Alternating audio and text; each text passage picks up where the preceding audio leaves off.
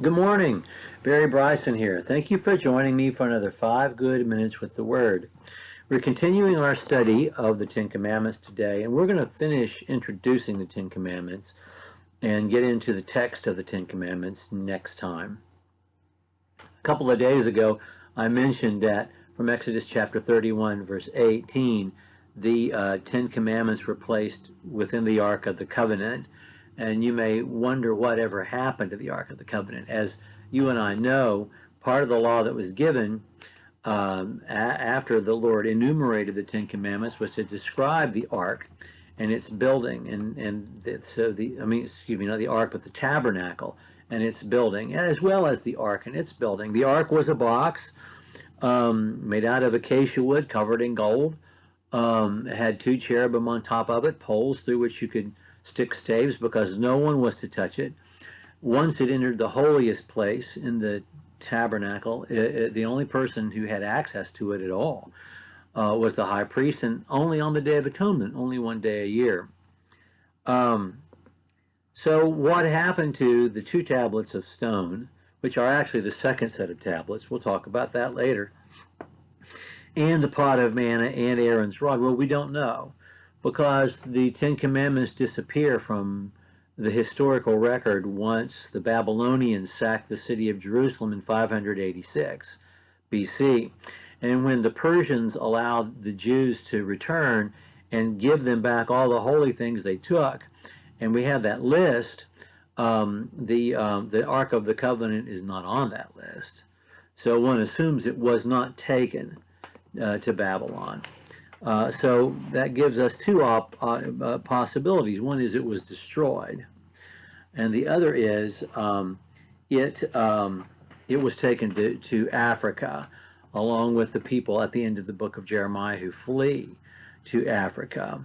And that is a possibility. The Ethiopian church has for centuries claimed that it is being kept in a church somewhere, I believe in Ethiopia. I'd have to go look that up.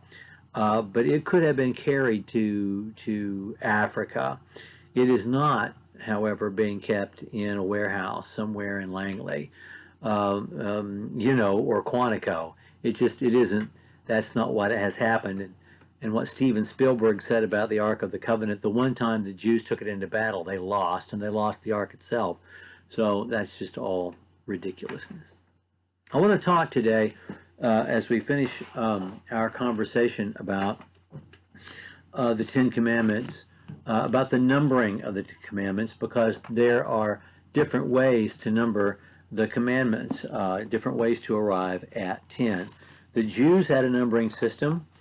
Josephus had a numbering system that was subsequently adopted by most Protestant groups, and the Roman Catholics and the Lutherans have their own ordering system. The Jews begin with chapter 20, verse 2. I am the Lord, Yahweh, I am the Lord your God, who brought you out of the land of Egypt. That is considered by the Jews back to ancient times as the first command. But most Christian groups, denominations, order them differently. They see that as kind of the heading. And then we pick up with verse 3, you will have no foreign gods. You will make no graven images is number 2. Respect the name of God and don't take it in vain is 3. The Sabbath is 4. Keeping the Sabbath, obeying your parents is 5. Not committing murder is 6. Not committing adultery is 7. Not stealing is 8. Not bearing false witness is 9. And not coveting is 10. And that's the way Josephus listed the numbering of the Ten Commandments. And everyone in Christendom, everyone who calls himself a Christian, except for the Roman Catholics and the Lutherans, generally accept this numbering. Roman Catholics and Lutherans see not having foreign gods and not making graven images as a single command. And then the way they get to 10 is that they separate coveting into coveting a neighbor's house or coveting a neighbor's other property or wife. So it's it's kind of like your house is the most important thing, and then the rest of your property, including your wife, is secondary. I don't know. I don't see how separating out coveting into separate commands makes any sense. I will follow, for purposes of our study, the ancient Jewish numbering, and we're going to start by looking at verse 2 as the first command, that I am the Lord your God who brought you, I am Yahweh your God who brought you out of the land of Egypt. But we also want to notice that in Judaism there have been recognized 613 commands associated with the Ten Commandments.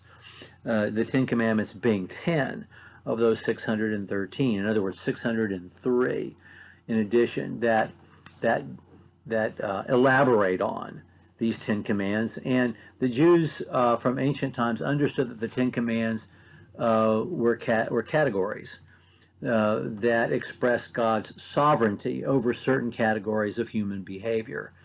And they noticed, as do we, that the list is really separated into two different groups, two subsets. The first commands are about our relationship with God, and the second commands are about our relationships with each other because of God. And that's expressed in Jesus' answer to the question, what is the greatest command, in Matthew chapter 22, also Mark chapter 12. Or the question that he asks the lawyer in Luke chapter 10 when he gives the parable of the Good Samaritan.